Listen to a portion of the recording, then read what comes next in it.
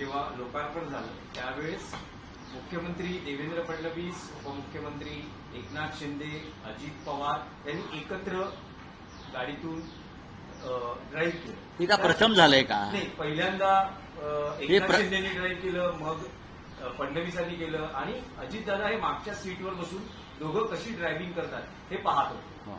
मग त्याच्यात तुमचं अपेक्षा काय? मी काय उत्तर द्यावं? राज्य सरकारच्या गाडीचंही तसंच. राज्य सरकारची गाडी खिळखिळी आहे बरं का. हे एकनाथ शिंदे तर गाडीवर बसले असतील तर गाडीला अपघात करून दरवाजाकडून मी कसा उडी मारेन हे ते बघतील.